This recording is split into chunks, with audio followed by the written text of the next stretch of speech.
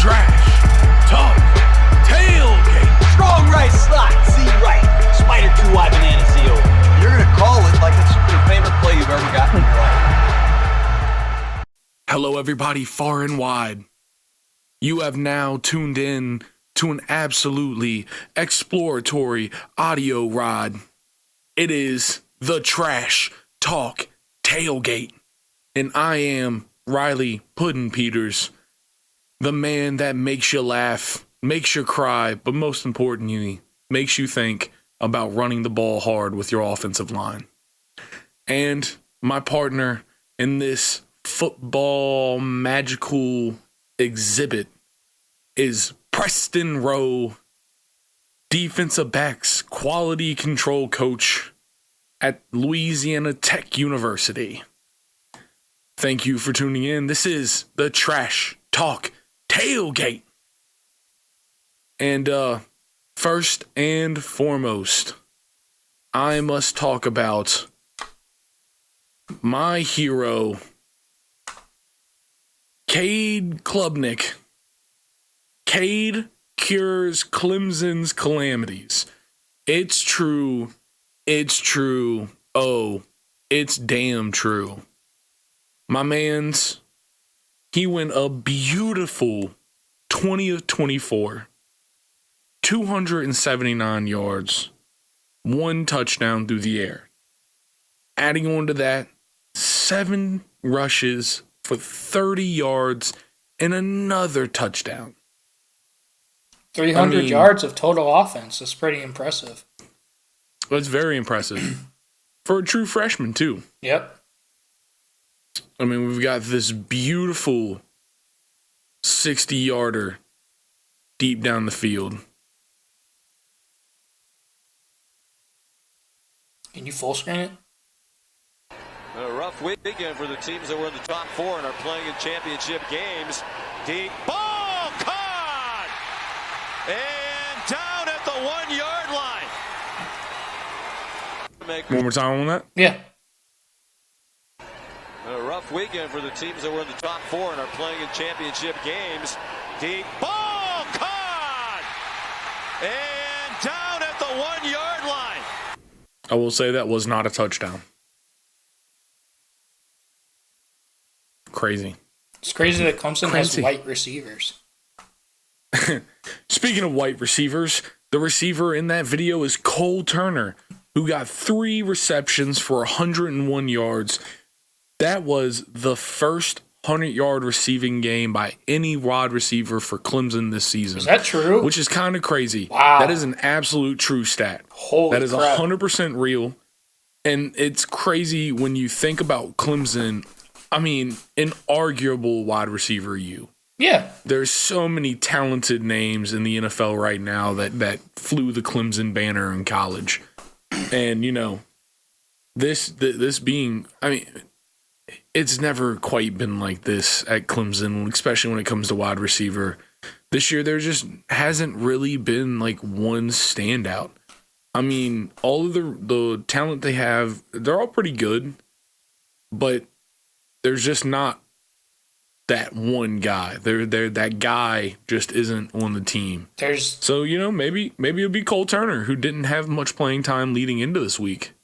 And you know, got a really big push from Dabo in this championship game. Brother of Nolan Turner, too. Put that out there. Wow. You know. Yeah. Legendary Clemson defensive, kind of everything. I mean, he was the safety in the later years, but I think he started as a linebacker. Yeah, he did start as a linebacker, and he moved to safety. Yeah, so, you know, Clemson, obviously, they've always had a lot of great receiving talent, but there's part of the knock on Clemson the last few years is that they don't have a Mike Williams or a T. Higgins or a Deion Kane. A Sammy Watkins. A DeAndre Hopkins. We just don't have it. Yeah, you don't have one of those, you know, just superstar receivers. A T. Higgins. Yeah, I already said T. You know how much Higgins. I'd kill to have... I'm sorry. You know how much I'd kill to have T back? I know. T. You know, you always joke with me and ask if I want Sunshine back. And don't get me wrong, I'd love to have Trevor Lawrence back. But if there's one player that I'd truly like to have back, honestly, kind of got to be T. Higgins. Why is that? And that's no disrespect to Sammy and DeAndre Hopkins, but T. Higgins is the one with all the records, and that's for a fucking reason. It wouldn't be Travis Etienne either. I mean, I love Travis Etienne. Maybe senior year Travis Etienne, when he was honestly more dangerous catching the ball, but would still break like a fat one. But T. Higgins, like, I'm just talking about with this team. This is like, you know. I will say this, like I'm talking about this 2020 team or 2022 team. If I could add any player from Clemson history to it, because you have Will I Shipley. would want to go back. Like you have Will Shipley. Exactly. Yeah. We have the ship. Yeah. I'm not. No hates on the ship, dude. He's a baller. Kobe Pace is a baller. Mufasa is a fucking baller. I had to coach against all those fuckers. Trust me, I know. So I mean, I'm not. And once again, love Travis Etienne. No shit talk on Travis Etienne, but T. Higgins, man. Like, if we had a little bit of that go up and fucking get her, like we'd be diffy. Yep. But I mean, Cole Turner, 101 yards off 3 receptions. That's beautiful. I wish you'd have stayed up for the touchdown. That'd have been even cooler. Been awful cool of you. Want to talk about something else in this game? Clemson's defense, 2 interceptions. Drake May, coming into this game in weeks before, was looked at as someone that could potentially be on the Heisman watch list. He should have been. Very good, very talented player. Yep. But I mean, Clemson's defense made him play like he was in high school, man. I mean, 26 for 42 for 268 and 2 interceptions. No touchdowns. That's not so good. It should be noted that, Clemson, they're 11-2. They went 8-0 in the conference. This is a down year for them. But I just want to point out, they've won 7 of the last 8 ACC championships. They did, and the one that they didn't win, they just weren't there, and that was last year, and that was because of DJ Ukulele. Yep. So, yeah, Well, Riley. Thanks, Bubby, but I'm glad you fucking hit the transfer portal. Yeah. Another thing, I want to put one more into this. Clemson kicker B.T. Potter in this game kicked a field goal that made him the highest scoring player in Clemson history. Wow. I didn't know that. Yep. Good for him, dude. So it's always the kickers. Great for him, BT. BT Potter will be kicking on Sundays. You'll see him. I promise you. Yep. Yeah.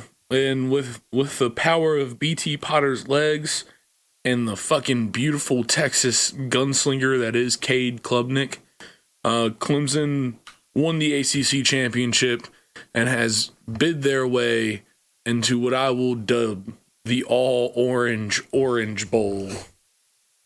And that's right, Clemson versus Tennessee in the Capital One Orange Bowl in Miami, Florida.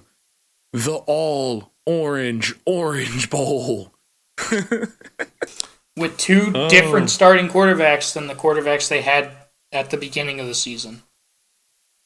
Yeah, one because God needed it, and the other one because Dabo Sweeney needed it.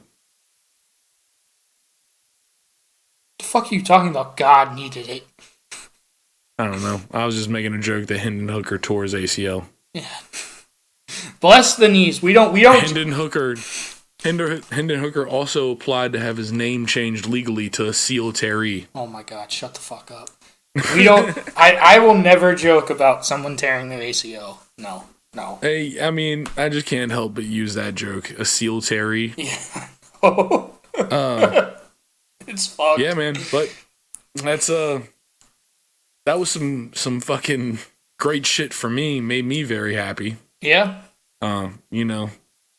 Gotta give all the love to fucking Clemson when I can, because these days it's been a little disappointing. It's yeah. That should be absolutely. I think Clemson should be favored in that game, just because Tennessee, their starting quarterback is out for the year, and Cade Klubnik has, at least in his short time, he's proven to be, I think, better than DJ Ukulele. So Clemson should be favored in that game.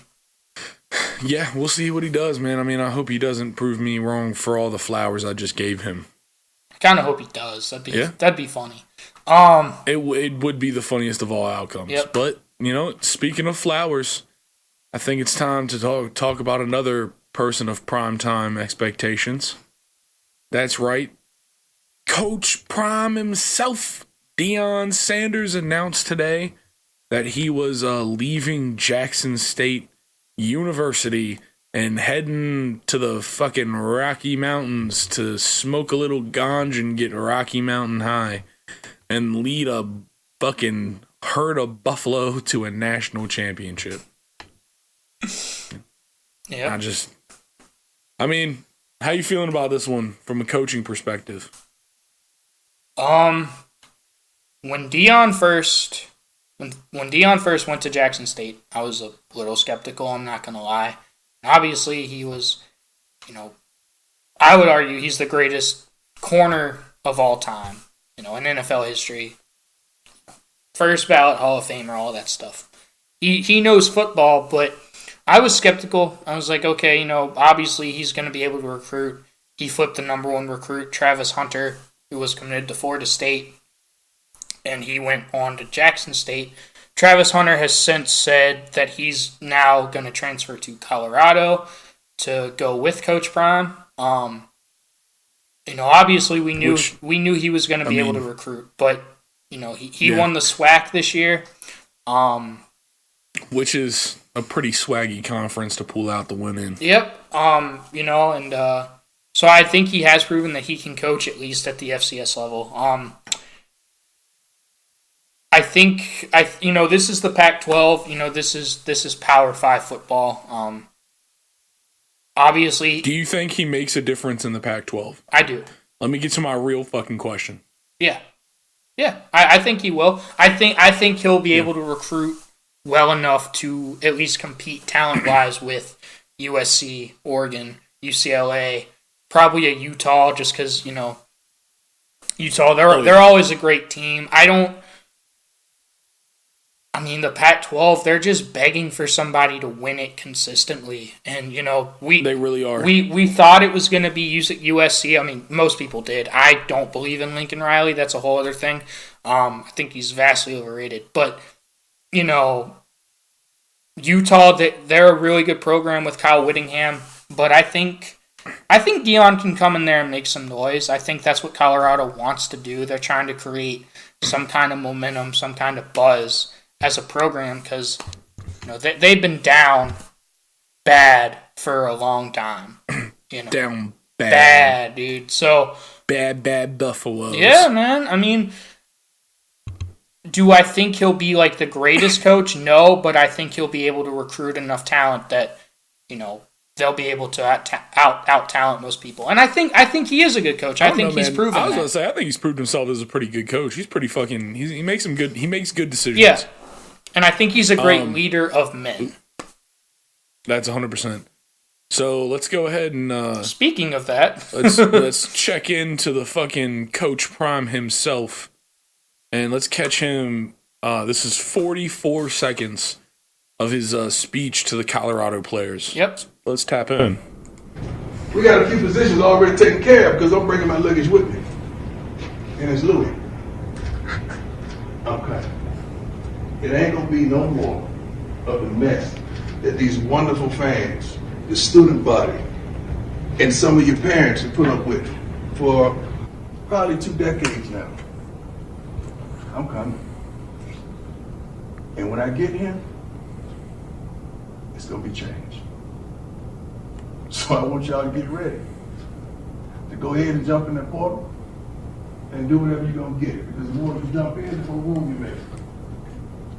Because we bring kids that are smart. Say that, smart. Tough. I want to know what else they say. There's a whole 14-minute video out there, but obviously we're not going to watch that.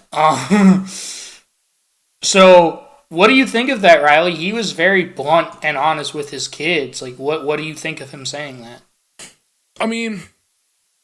I like the honesty. I mean, I have to say that off the top. At least he isn't out here bullshitting kids. Yeah. Now, I gotta say, like, kind of the way he was putting it is a little irky. Like, you're not even letting them kids fight for a position. Mm-hmm. Like, that's kind of what it seemed like. He was like, yo, I'm bringing my boys with me, and we're the fucking ones that are playing. You know? Yeah. Like, there's a little bit of that vibe, and I don't necessarily know if he meant it that way. It's just kind of how it came off. Yep. Because I don't think someone like Prime would be the kind to not take the best player on the team at a position. Mm-hmm. But with that being said, he's got that fucking fire, man. Yep. Like, he's bringing his luggage with him, and it's fucking Louis. He's coming. He is coming. Oh, yeah, man. I will say this, though. Can I give a coaching perspective, like someone who I've been around? One of the best coaches I've ever been around, when I was at Kentucky State, they hadn't won a game in 2 years. Still to this day, the greatest just coach, man, leader I've ever had the privilege to be around in my career. He literally told the kids, and I 100% believe this. He was honest and upfront with all of our kids. It's my job to bring in better players than you, and it's your job to keep your job and beat them out. And he just straight up said that. And I 100% believe that that's how you build a more competitive winning culture. You know what I mean? Competition breeds excellence. It does. That is a fact. It's not wrong. It's just like if you're just doing something and there's nothing there to fucking egg you along to get better, we as a fucking species usually just don't get better. Yep. We get complacent. Only when we're fucking, yep. It's only when we're poked, prodded, pushed to the edge that we fucking truly show capabilities that are amazing. Yep. And so,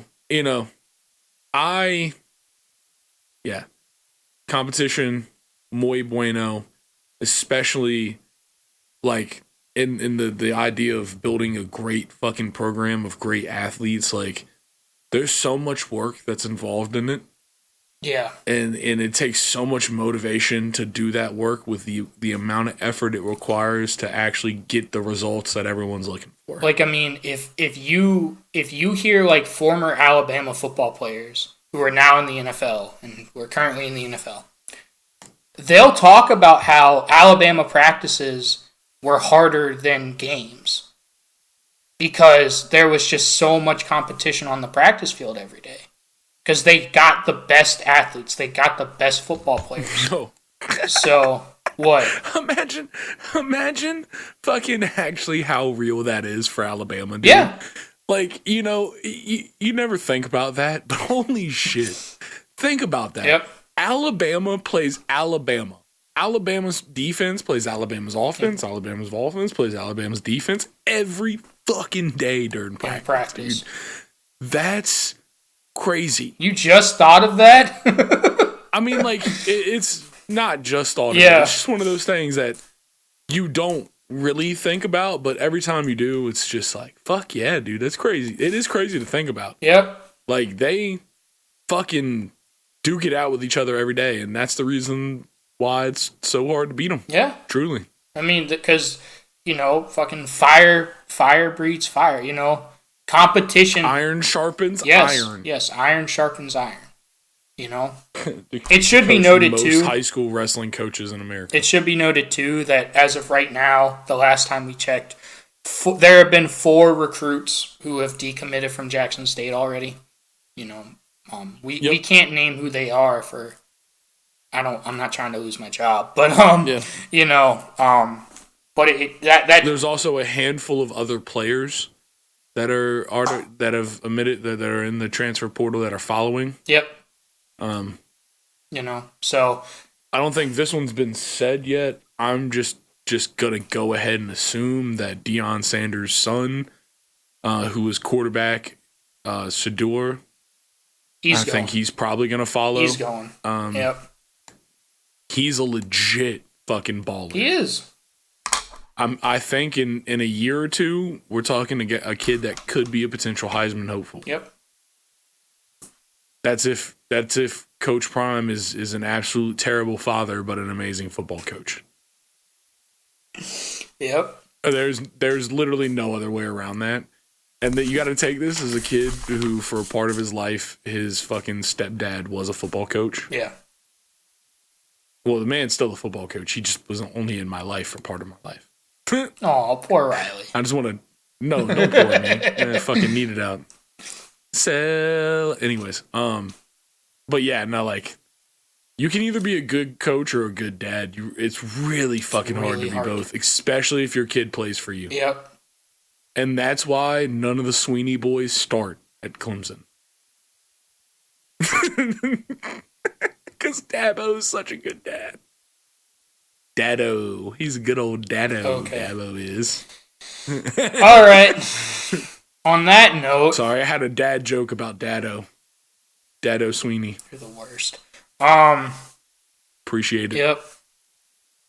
All right, man. So with that note, it's time to conversate about some beef.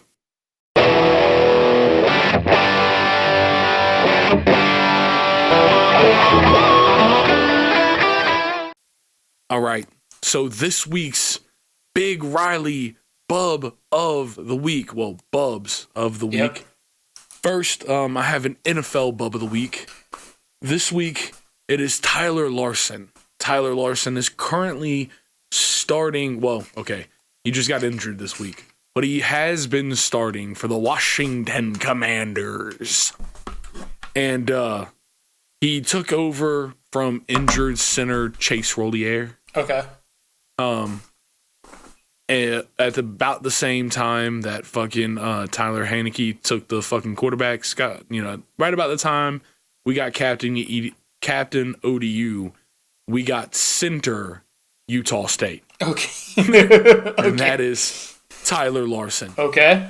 And he is a 7-year NFL vet, rocking number 69 like an absolute savage. Hey, Riley, I have a question for you.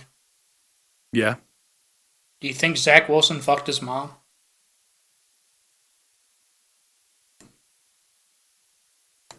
Probably. Almost guaranteed. Yep. So, anyways, 7-year journeyman, number 69, like an absolute savage, like Zach Wilson did with his mom. He isn't necessarily the best. Okay, there's a reason why you're a journeyman in the NFL. It means you're good enough that people will bring you on, but not necessarily good enough to be a starter, to be a piece that they, secure constantly. Yep. But in the approximately 8 weeks that he's been playing, has been this beautiful stretch of 6-2-1, or 6-1-1. Sorry, 6-1-1. Fucking the fact that they allow ties in the NFL now pisses me off, dude. It's always pissed me off. It fucking makes me so angry, dude. Yeah, we're not fucking soccer. This is a professional fucking league, dude. Play until you drop. Let's go, guys. I want to see a game. Yeah. But anyways, honestly, it was all for TV. We know why there's ties. Anyways. And you can see when he kind of took the spot, and this is, once again, not necessarily a knock on Chase Rollier. There was a lot more than just him hindering the Washington Commanders in the span at the beginning of the season. Primarily a quarterback that we went out of our way and spent too much money getting. And we honestly didn't spend that much money, but any money is too much money for Carson Wentz. They should have left his ass in North Dakota. Anyways. He's just kind of brought a new tenacity to that fucking, Washington, a new, toughness. That vet status, the journeyman, he definitely made him smart. He knows his way around an offense, and always seems to be there. Did you see what Terry McLaurin said about him? No, I didn't. Actually, I didn't. He basically said, like, yeah, like, I ride or die with Taylor Heineke. That's what he said. Oh, yeah, dude. Oh, I bet. Yeah. I bet everyone says that about him. Yep.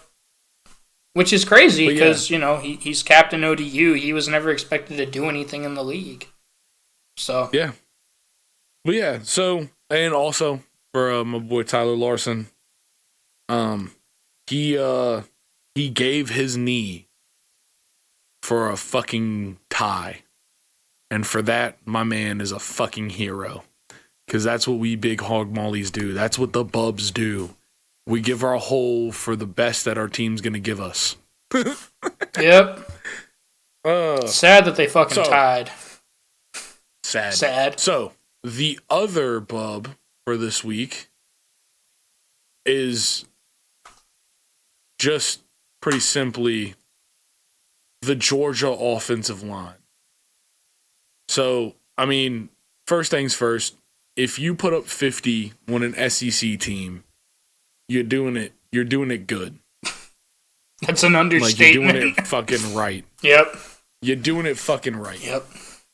So, and I mean, like, this LSU front is not anything to fuck with. No. Like, you might as well call this LSU front Wu-Tang, because there's nothing to fuck with. Yeah.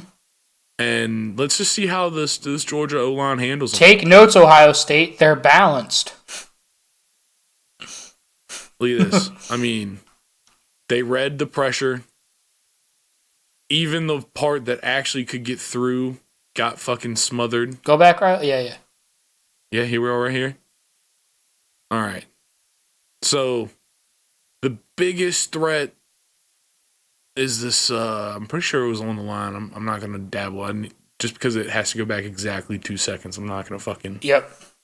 But this pressure right here on the fucking right guard / right tackle, but the right tackle, it's mainly the right guard. Yep. Even the right guard handles his work here. The three, the center, the left guard, left tackle, they handle their business. Running back gives a little chippy poo. And it's a dime. Yeah. I mean, it's just fucking light work for them. Once again, against a very, very, good LSU front. Jinx, you owe me a soda. Oh, whatever. Okay. Here's another one. Yep. Once again, little pass pro.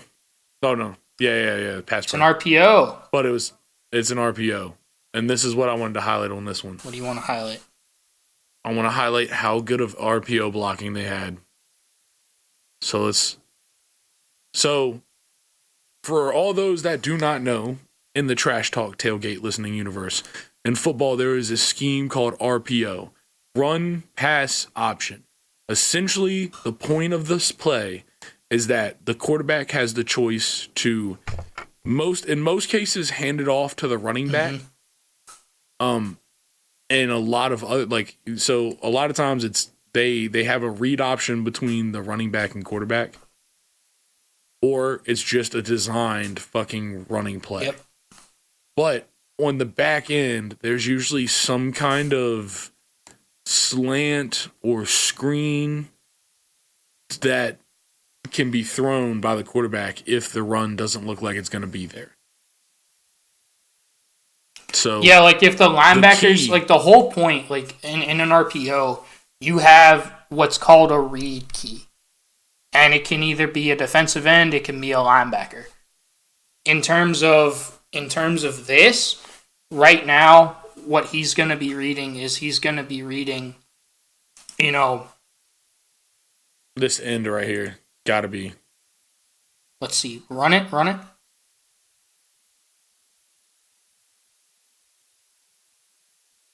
No. Was there something out there? It could definitely be something. Yeah. It's something on the opposite side. So, look. This guy maybe? What is okay? This fucking linebacker. Yeah. It's got to be that linebacker because he blitzes. Yeah, I think it is that linebacker. He blitzes, so he sees it. So he sees, okay, now I don't have the numbers out here. So I'm going to throw it because we've got more bodies out there than LSU does. Does that make sense? Yep. Absolutely. Yep. And so the big thing with the offensive line here is that in football, if they're more than 2 yards downfield, it's a penalty. It's a legal man downfield. It's a 5-yard penalty. And the play doesn't count, whatever happens. Yep. So in an RPO scheme, it's really important for the offensive line to have the discipline to like not only run block, but only run block for 2 yards, which is really hard because just as a fucking base thing, offensive lines run blocking is a very downhill, like dominating kind of thing. You're trying to get to the second hard level. to keep it. Yeah, it's kind of hard to keep it at that 2 yard deal. So just some really good discipline here. Watch that, dude. Bang. And because like they do such a great job, the defense thinks it's a run. So, you know, it's a huge play on the RPO for Georgia. Hope that makes sense. It makes copious sense. So this is the last one. Just a little run. Look at the fucking lane they open here. Let me see. So it's an outside run here. Little outside pitch. Yeah, it's a whole offensive line going right into the fucking boundary. Yep. Well, I guess they're in the middle of the field. No, they're not. No, they're not. They're in. Oh yeah, they're on the line. Yeah. I mean, yeah. So they're running into the boundary. They're running into the boundary and they're fucking coming hard. Yep. But dude, look how many bodies LSU has on that side of the field. And look how bodied they fucking get. Exactly. Like, one guy keeps this from being a fucking touchdown. Let's make that fucking clear. Look at that beautiful double team right there. That's a fucking lineman and a fucking wide receiver on a double team. Yep. And then, actually, no, that's a tight end and a tight end still. Anyways. Yeah. Tight end and a wide receiver. Yeah. We have these two. Look at this block right here. Yeah. Look at these two dudes. Yeah.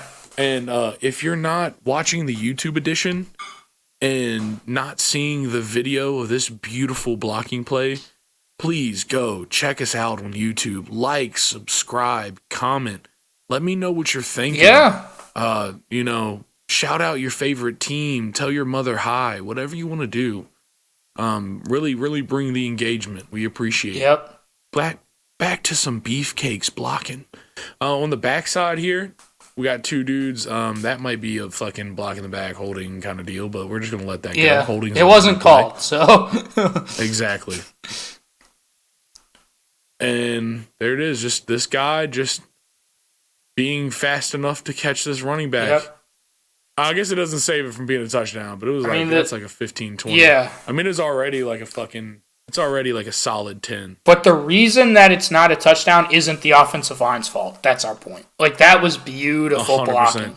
And that fucking blocking is just so pretty. Yeah. I mean, pretty enough to warrant one more run through. Let's just watch them in all of their fucking Look at that glitch. crack block, too. Dude, look at the receiver. Yeah, that receiver got dirty. Dude, run it back. Like, watch him. This is a crack block. Watch number 1. Wow. That was a good one. That's awesome. Damn, dude. He got him. He pushed that dude all the way to the fucking dude. Honorary bub to number 1 for fucking Georgia. Hold on. That is how you crack block, son. Dude, hit him here. Hits him on the 30. Yep. And when I mean on the 30, I mean on the number 30 toward the boundary. Yes. Okay? Turns his body.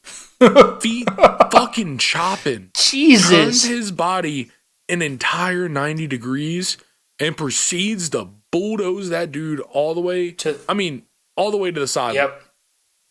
Oh my God, that's fucking honorary bub to number 1 Georgia. Dude, 23 got bodied. Really did. I feel bad for that kid. I don't. Yeah, man. Oh, I don't actually, no. I don't. But no. Ooh, that is... Man, that was That was an absolutely dominating performance that has hallmarked Georgia's #1 run this year. Yep. I mean, honestly, that offensive line has looked like a fifth grader in a kindergarten classroom bullying kids this year. It's fucking kind of crazy. And, this really is setting them up for their CFP first round against Ohio State. I think the tone that they set against LSU is going to be something that I think Ohio State should take as a fucking threat. Yeah. Okay? Like, you don't put up 50 in the SEC championship unless you're trying to intimidate the people you're going to play in the fucking CFP. Dude, they had 35 in the first half. Like, yeah, that's right. They took it slow. Yeah, I mean they kind of put it in neutral in the in the second half, So hey man, they can dominate and then coast because they got to play Ohio State. Yeah. Why not just coast to the SEC championship? Why full gear it the whole time? Yep. But all the love to the big hog mollies out there and #1 and number fucking 1, dude. Yo, give me crack blocks like that any day. Yep. I'm gonna fucking rip that and put that in a fucking wide receiver training package for crack blocks. Yeah. Crack blocks. Crack blocks. Crack blocks. Crack rocks. Crack rocks. Oh my god. Anyways. So yeah, man. Yep. So we're gonna take a little fucking detour here from big old hog mollies, and we're gonna pass it over to some dickheads and this week's toxic fan base. Shout out to all of the dickheads.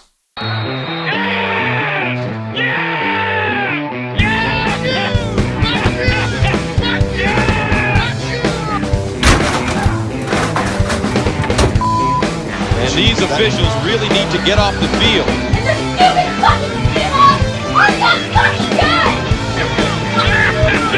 Somebody threw something at it from the stands. Well, let me tell you what I did. The weekend after the Iron Bowl, I went to Auburn, Alabama, because I live 30 miles away, and I poisoned the 2 tumor trees.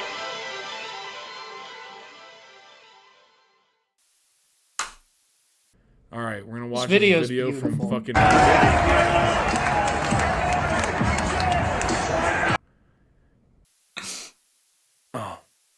Oh yeah. Is it possible to? There we go. Oh, it's gonna have to be fucking possible. I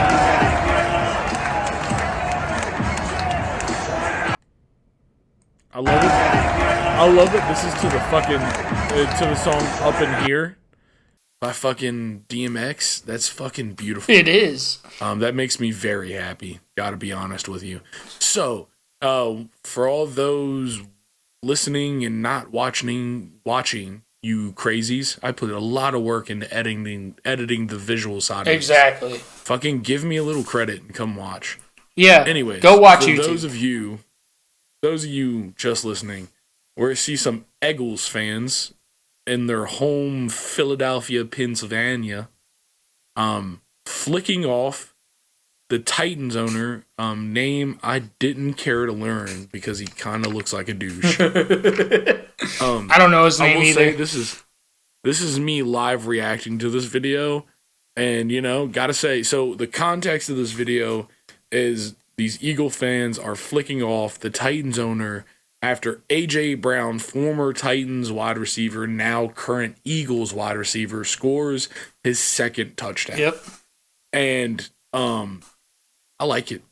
I mean, fuck the Eagles, fuck the Eagles and all their fans, and fuck Philadelphia, and fuckity fuck your cheesesteaks. Cheese Whiz will give you cancer, and maybe your city will die like it needs to. Yep.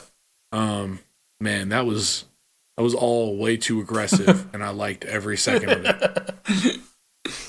But yeah, the Eagles absolutely deserving of a toxic fan base because we all know that they are. They might be the most toxic fan base. They literally booed Santa. They could be the most toxic fan base. maybe one day in the future, a future so bright, so TTT filled, we will do a poll or we'll do a fucking online tournament with polls to figure out which toxic fan base is the most toxic fan base. And the crazy thing is that the Eagles fans, they take pride in that shit. They love the fact that people think they're toxic assholes. Like, Eagles fans and Latino women both take pride in being crazy dickheads. Yep. All right. So, another thing for us to talk about is fucking Lane Kiffin. Oh my God, he's back at it, boys. He's back at it. My man is an absolute savage. He's so petty. How petty is that? He is petty fucking Betty. So, back to the amazing saga of Lane Kiffin and John Sokolov. Mr. You can Sokolov all you want. If you don't know who that is, go watch episode 3 of the TTT. Absolutely, you should go check it out if you haven't. It's the most watched episode, by the way. Yeah. Texas Bowl official announcement for Ole Miss. Rebels will play Texas Tech in Houston. A fucking exclamation point. So that's a tweet from John Sokolov. And in reply to that, Lane Kiffin goes, John, you actually reported on something accurate. Great job. See, people can change. And all I have is fucking love for Lane Kiffin. For just being himself. Truly. It's beautiful. The troll is back at it, and he is grabbing Mr. Sokolov by the Sakaloff and, dragging him all around the Twitter sphere. Yep. It's beautiful. It really is. I mean, it's shattering to me how fucking bad John Sokolov keeps getting pwned. And at this point, he didn't even say anything. Fucking Lane Kiffin just hit him with a sucker punch from fucking 3 states away. This, I have no source on this. I'm just speculating. Lane Kiffin's the kind of dude that that's petty. Yeah, he might have actually, had an agreement with Auburn. He might have, been their head coach. That could be absolutely true. And when John Sokolov reported that, Lane Kiffin could have turned Auburn down just to prove that dickhead wrong. That's the kind of person Lane Kiffin is. And honestly, I can only hope that that's actually what fucking happened. happened. Hope it's what happened. In my heart of hearts, I can hope nothing more. Yep. Now, instead of talking about a fucking Saban product, let's talk about the man himself. Because if Lane Kiffin is a fucking master of trolls, then fucking Nick Saban has to be the granddaddy of them all with this one. So he had a fucking an interview, and they asked him about TCU losing to Kansas State, and what that meant and all that kind of stuff. He's trying to campaign for Alabama to get into the playoff. Yeah. He's trying to make Alabama's fucking position for being in the Final Four. And he says that TCU lost to a not even good K-State. A bad K-State. Yeah, sorry. A bad Kansas State. Yep. And, man, when push comes to shove comes to be fucking funny. Because now, in your all-state Sugar Bowl in New Orleans, it is number 5 Alabama Crimson Tide versus number 9 Kansas State. Oh my God, if Nick Saban didn't troll his way to a bowl. That's fucking beautiful. It is. Man. It really is fucking beautiful. Life is just everything we need for comedy. Because Nick Saban talked shit and is actually so the saying is usually always talk shit, get hit. Yeah. Nick Saban is about to talk shit, then hit. Yep. I mean, I expect this to be I think Kansas State is about to be a lamb come to slaughter. I don't know if I necessarily agree with that. I think they'll be more competitive than people think it'll be. Because Alabama's not the team that we're used to seeing from Alabama. And Kansas State is really freaking good this year. Oh, man. I hear you, and I feel you. But sometimes it's not Alabama. Sometimes it's Nick Saban. Yeah. And anytime Nick Saban puts his fucking own foot in his mouth, he retorts with an absolute ass whipping. That's true. But, I mean, K-State, they're obviously going to use this as, motivation to go out and prove that they're not a bad football team. Listen, I hope they fucking prove me wrong, but as of right now, K-State will go and use this as motivation. I hope they fucking do. They should. That's the smart thing to do. But so is Nick Saban. Nick Saban's going to be telling his boys, hey, K-State's going to be using what I said as motivation. You know why I did that? Because I want to make you work harder. Yeah. So let's fucking go. Yeah. Yep. So, we'll see. No, I mean, honestly, any week Alabama loses, I giggle. So fucking, let's go. Gonna be all about the purple Wildcats. All about the purple, Riley, right? Carini loves K-State. That's all I know. Yep. Okay. Well, man, it is time for you to present to the world. You ready for the best segment of the TTT? Give it to me, Brother Preston. It's time for you to testify. This is everyone's favorite segment. Bruh.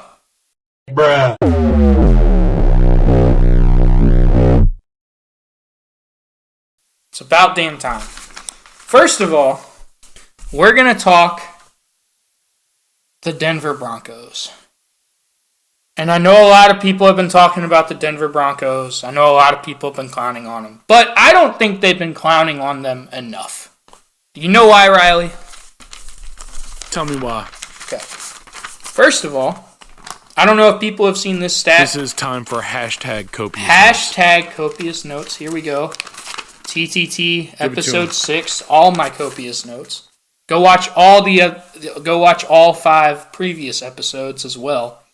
Get all the TTT goodness. So, the Broncos, this season, they are currently 3-9. They've played 12 games this season so far. If they would have scored 18 points in regulation in all of their games right now, they'd be 10-2. And I know that sounds bad, but it gets worse. So, Riley, they've played 12 games, correct? By my calculations, it is correct. Guess how many games they've scored 11 points or less in? 69? Nope, not 69. Got the first part right. 6. In half of their games,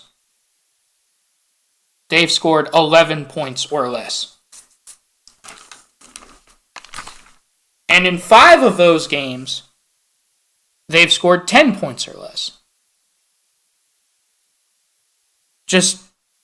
They have, and Riley, here's the other thing. In 12 games, they have broken the 20-point marker, like 20 points or more, twice. They scored 23, they lost that game. They scored 21, and they won that game. Like, it's a fucking joke. I mean, everyone's going to blame, everyone's piling on Russ. Everyone's, piling on Nathaniel Can't Hackett. He's not a real NFL coach. I mean, shit, I could fucking do better than him. I don't really like to call out coaches for their shit because I'm in the profession, but, like, dude, what the fuck are you doing? Like, I don't understand it. And for that, folks, bruh. I mean, I don't understand. How do you score 11 points or less in half of your games? All you have to do is score 18 points, and you'd be 10-2. Riley, fucking. I guess all the Broncos fans are gonna start, Broncos country is gonna start riding to fucking Boulder to watch Colorado games instead of Broncos games. You know what I'm saying? You're saying Russ is going to turn the entire state of Colorado into college football fans? Yep. Oh, yeah. Oh, yeah. Pull the lever, Gronk. Bro. We're going. Great job, all Russ. the way to Boulder. Great fucking job, dude. Great fucking job. Let's ride. Yep. Oh, shit. Riley? Yes, sir. We had a conference championship weekend this past weekend, correct? A particularly chaotic We one, did. my friend. Yep, we did. And in particular, I want to focus on Lincoln Riley and Caleb Williams. Number 4 USC, all they have to do is beat Utah, and they lost to Utah earlier in the regular season, but they had a rematch in the conference championship game. Spoiler alert. Yep, this past weekend. All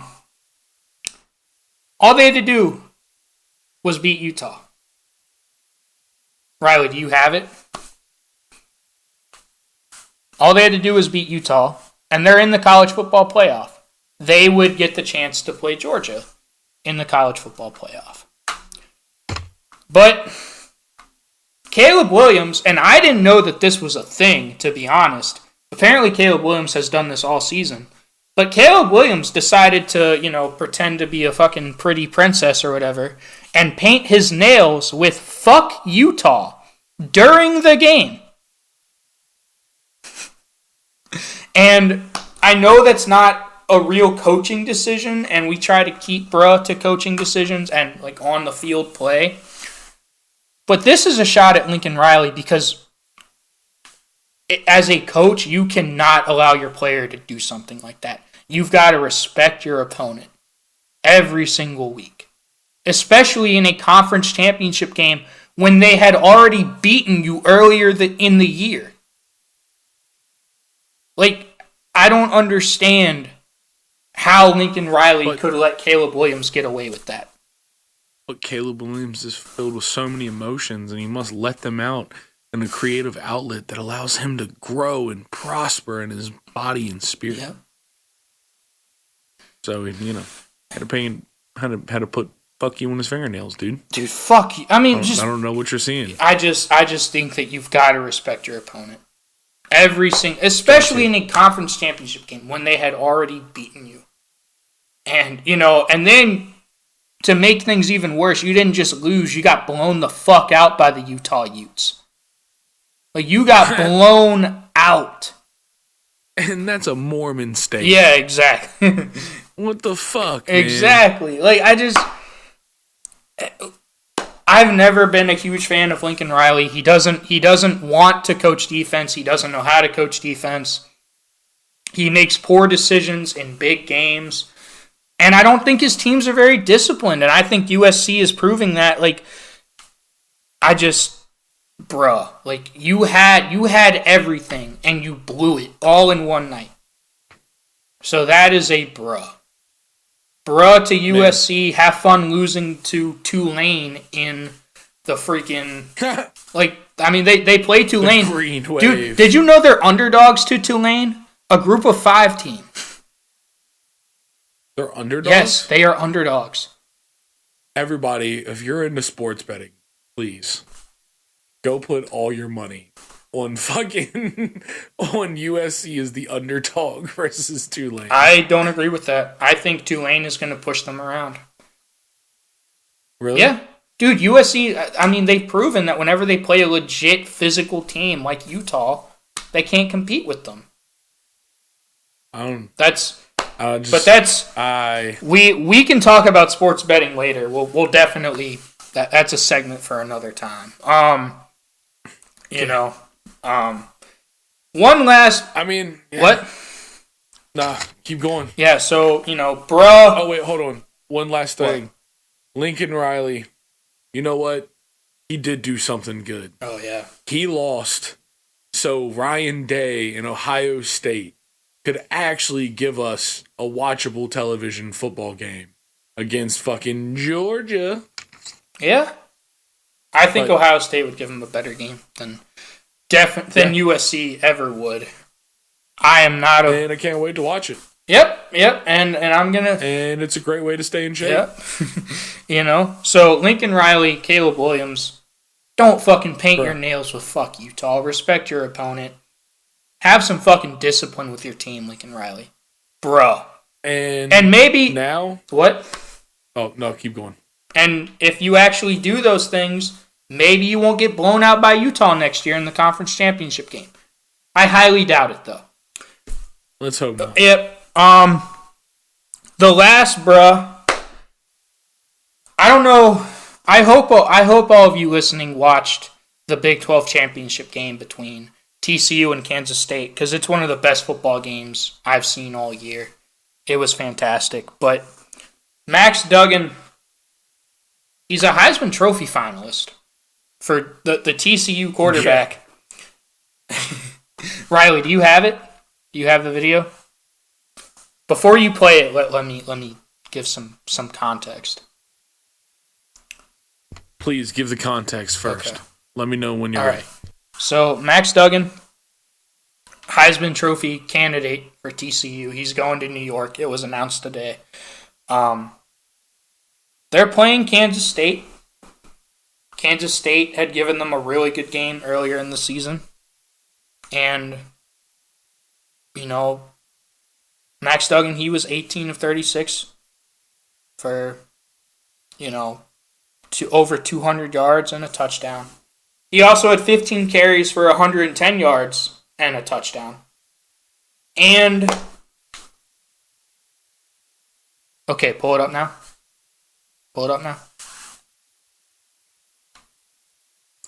On 3rd and 4th down, he has just carried them all the way down the field. He has carried them down the field. And it is tied. Emphasis on fucking carry. It is tied 28-28 in overtime. And, it's third. Okay, pause it. So it's 3rd and goal on the 5-inch line. Yep. All you have to do is sneak it. Look at this. Oh my god. Look at that hole, dude. Game. Holy shit. Exactly. Okay. I now have a little beef with my boy here, man. Listen. If Mr. Heisman finalist was actually a fucking winner, he's checking Omaha Steaks for championships and rushing that bitch in himself. Yeah. Because, dude, there's nobody over the center. Listen, man. Everybody hates a quarterback that changes and calls his own number. But this is that one time, and I mean it, this is that one time where everyone's like, yo, let's come on. Yep. No, I don't disagree with you. But I think the play call. Don't disagree with you taking it. I think the play call just in general is really shitty. I mean, it was on the 5-inch line. It's not even the 1-yard line. It's 5 inches away from the goal line. And you hand the ball off 5 yards deep in the backfield. Run it, Riley. Just watch this. Yep. Didn't get it. So that's 3rd down.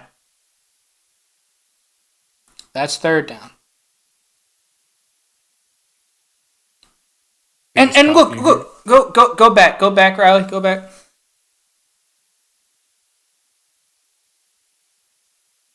Run it. Pause it. Look, they're running. Dude. Look, they're running some kind of split zone scheme where where half the line goes one way, the other half goes the other way. Just line up and just get a push. Like you know what I mean? Like, do you see what I'm saying? No, I see exactly what you're saying. I'm just watching. I'm like kind of seeing. I'm imagining how it from this point is going to play out before. And it's, I mean, first and foremost, 5'6" gets his ass blown off the ball. Yes, he does. I mean, he's the center, and like that's the one dude where you're like, but still, you must. It's even worse because he didn't have anybody head up on him to start the play. I'm trying to see. Hold on. I want to see his ass get. Oh, look how far up he is. Yeah. Dude. Like, okay, one, I just want to talk about this. This is like almost penalty level. Yep. I'm fucking off. Yep. I mean, it's not that bad, but it is that bad. Yeah, I see what you're saying. Also, look at this big motherfucker not really in a stance. Yeah. You see this shit, dude? Do you see how lazy of a stance that is? Like, look at all these dudes. Cocked back. Look at him. He's twerking. Yeah.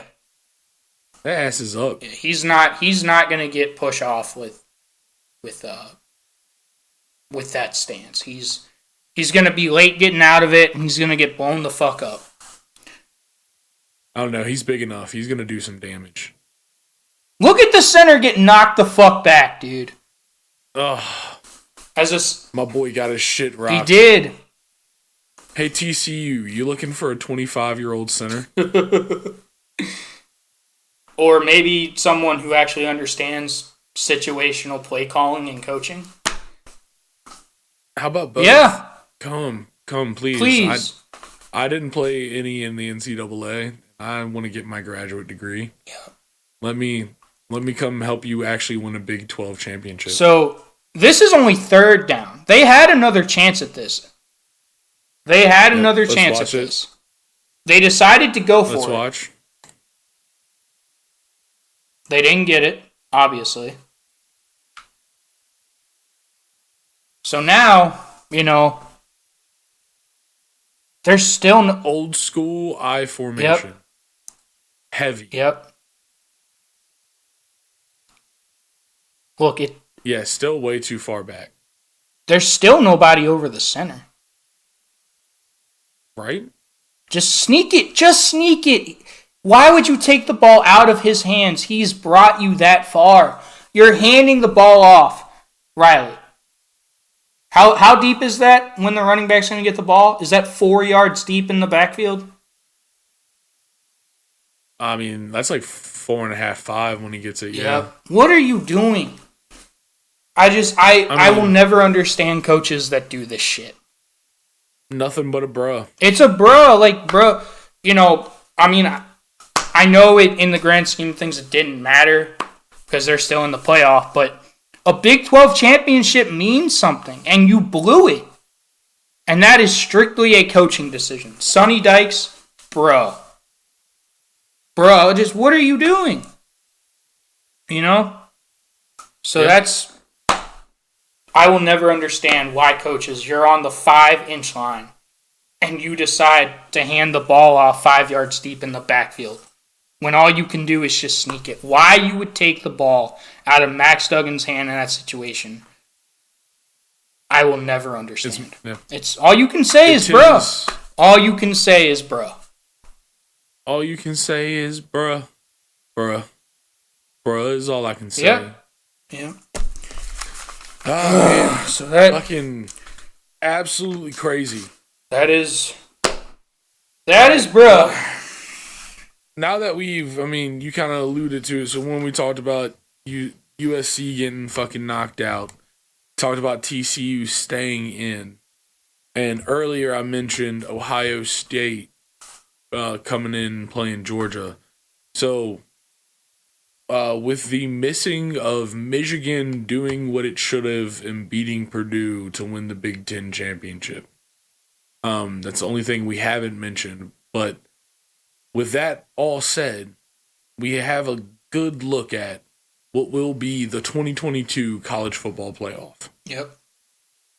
So the semifinal is Georgia, Ohio State. TCU, Michigan. Yep. So let's go Georgia, Ohio State first. What are you feeling, Preston? Give it to me. I think if you watch the LSU Georgia SEC championship game, Georgia showed some vulnerability in their back end, especially Kaylee Ringo got beat deep more than a few times, which as a Georgia fan, I think you should be a little concerned about that because, Ohio State, you could argue Ohio State is wide receiver. CJ can take the top off. Yeah, you could argue Ohio State's wide receiver the last few years, right up there with Clemson and Alabama. I mean, it's gonna have to be a fucking absolute shootout monstrosity for CJ Stroud. Yeah, and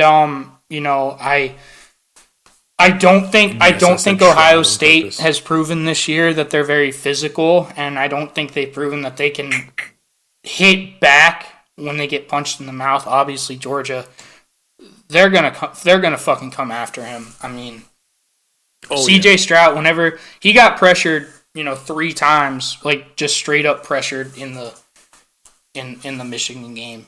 He was 0 for 3. He just whenever he just has a guy in his face, he just completely panics, and he's not a very good quarterback. So expect Kirby and that defense to just blitz the hell out of him.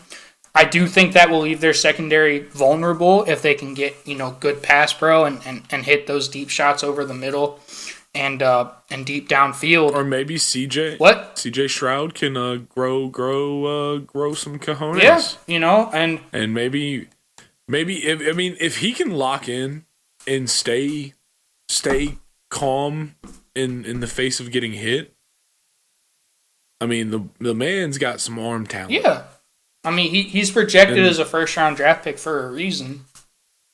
Yeah, 100%. And so I think that is because I think fucking everyone that knows something about Georgia knows that they're going to fucking come after him. They come after every quarterback. They do. But they do it very efficiently. Mm-hmm. So it's going to be on him and the offensive line. But, I mean, at the end of the day, the quarterback is the fucking commander-in-chief of the shit. Yep. So he's the one that's going to take the blame. I mean, he's just going to have to manage well. Yeah. That's my point. He's going to have to manage the panic. He's going to have to manage the blitz, and he's going to have to hit his deep throws. I just don't think Ohio State has proven to be physical and tough-minded enough that's a whole different to story. Hold up front. Yeah. I don't. They're only gonna be able to win this if they hit fucking first play of the game. Yeah, I agree with you. Like, if Ohio State hits big plays really early, like Ohio State cannot choose to try to grind out Georgia. No. There is zero chance. The only way Ohio State has a chance is from the get-go, just ripping them. Mm-hmm. I mean, I'm talking like fucking third play of the game, 75-yard touchdown pass. Yeah. Like, that's like, they're gonna need that kind of energy to really compete with Georgia. I agree with that. I 100% agree with that. I don't think it'll happen though. That's a lot to ask of any team, especially against Georgia. Yeah. So, I mean, I'm not saying that is an easy to accomplish win goal, but that's the goal. Their goal is to hit early and fast. Yeah. And take the air out of Georgia and keep the air out of Georgia. That's the big point. Because we all know Georgia can take a punch. Kirby Smart is not a bitch. You can hit, but he's gonna hit back. He worked for Saban for over a decade. He's not a bitch. Yeah. He's not a bitch. No. He knows how to hit back. So yeah, I mean, I picked Georgia too. That's kind of my pick in this as well. I think it would be great to see an Ohio State-Michigan national championship. I think that would just be fun. I don't think it's going to happen. It would be fun. I don't think it's going to happen either. I don't think it's gonna. I don't. Once again, I'm gonna pick Georgia in this in the overall. I'm not saying I do say Ohio State has a chance. I mean, like I just said, if they can hit early and fast, they have a fucking chance. Yep. But I think Georgia, it's Georgia's game to lose. 100% it is. I 100% agree with that. So now let's flip the page and talk about TCU Michigan. How you feel about that one? I think that should be a good game. I think TCU all year they've been down late in the fourth quarter, late in the second half, and they just find ways to win. You know, obviously they lost in the Big 12 championship game, but all season long they played with fire, and they believe that they can win any game they're in because they've done it all season. So, you know, Michigan obviously, you know, they're starting running back Blake Corum. He's out for the season. You know. Yeah, but the Don, man. Yeah, Donovan Edwards. Ain't playing. He ripped fat ones against Ohio State. We talked about that last episode. And honestly, like, still performed still did his fucking thing in the championship against Purdue. Yeah, you know, and so I mean the Don's still a threat. The Michigan run game is not toasted. Dude, their offensive line is right up there with Georgia. Like they dominate. Yeah, that offense.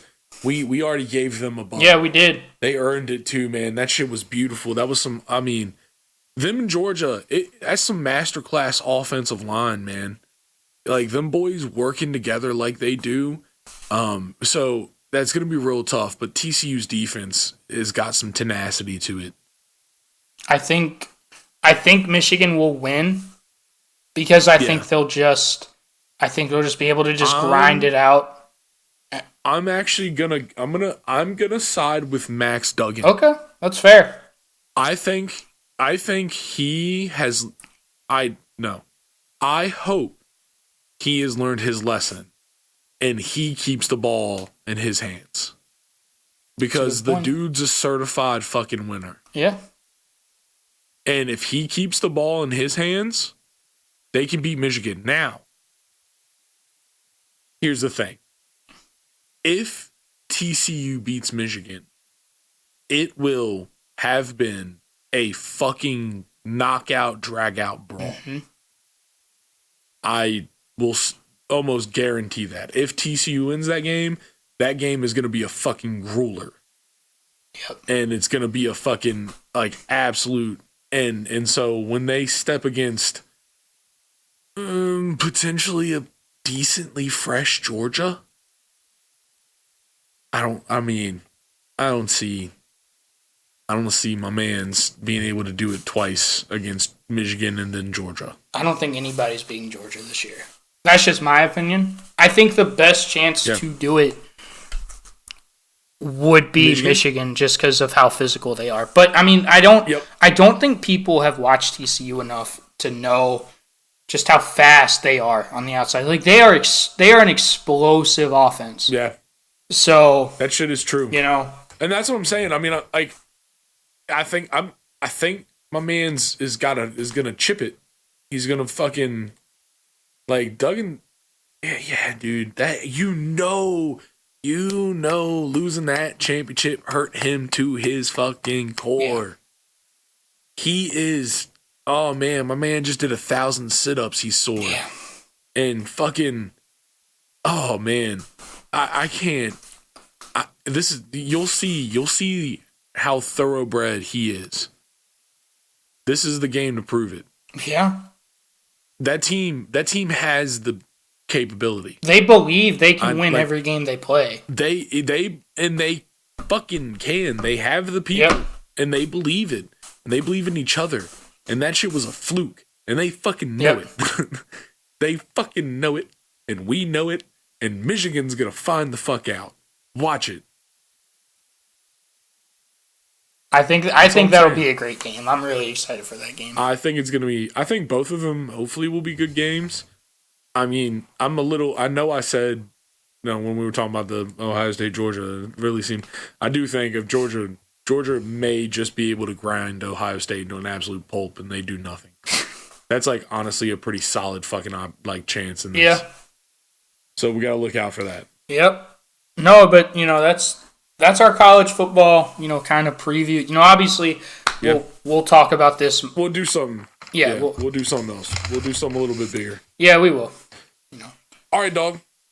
Give me your game of the week. So my NFL game of the week is Joe Shiesty. Once again, getting the best of Patrick Mahomes and the Kansas City Baby boy Chiefs. B.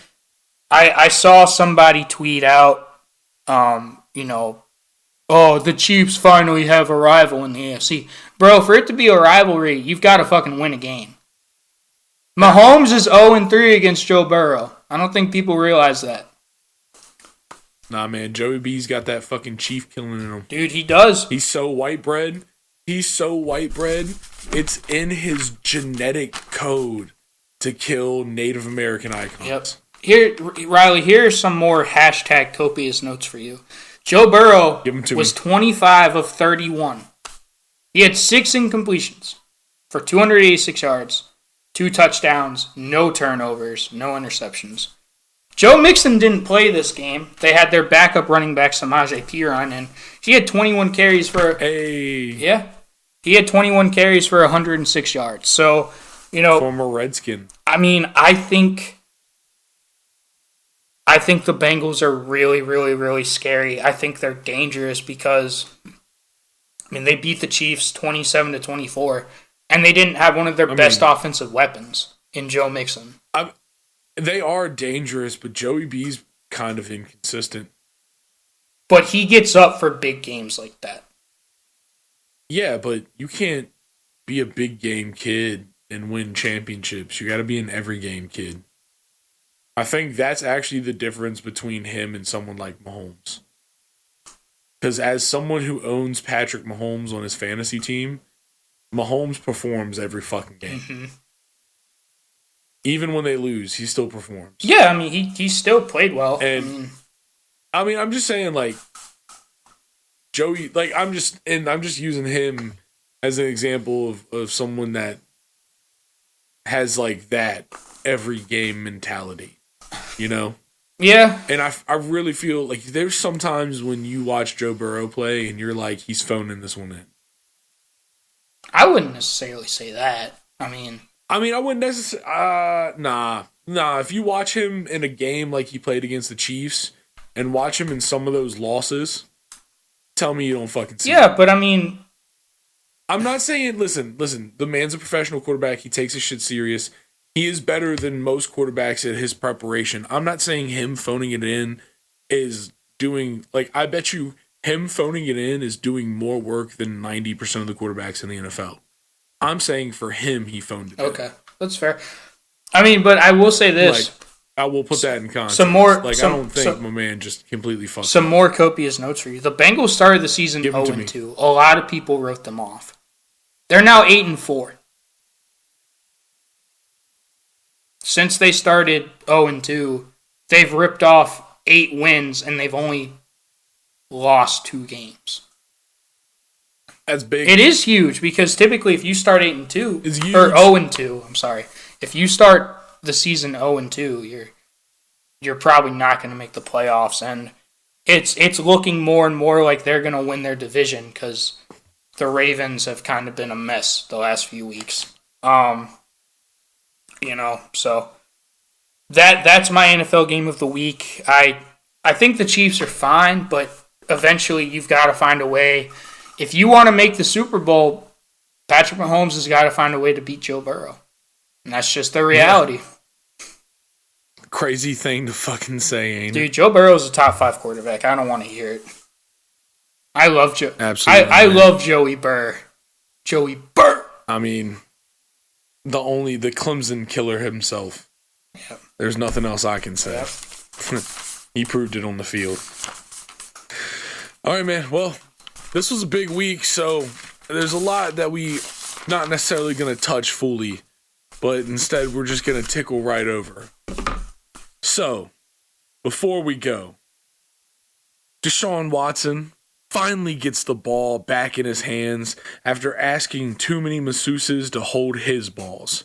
And he throws it away more than time and money at a massage parlor. Jimmy G broke his foot, and the 49ers fans broke their necks in depression. Let's see if they can choose the baker's recipe, and maybe he'll plant his flag in San Fran. Because God knows Charlotte burned that loaf ASAP. You know, the Packers have no love for Rodgers, but love isn't getting in there. Yeah. True. And so much more. But you know what? The rest is for another episode of the Trash Talk Tailgate. Beautiful. Thank you guys so much for listening. Folks. You know, like, subscribe, go to YouTube, check us out, leave a comment, all that good shit. We really, really appreciate it. Copious hashtag notes. Copious notes. I want to hear y'all's hashtag copious notes. Please give them to us. Your favorite teams, copious notes, whatever you got. Want to shout out our boy Shamar, our boy Izzy. What up, Izzy? Yep. New subscriber. We're at 18 subscribers now. It's kind of crazy.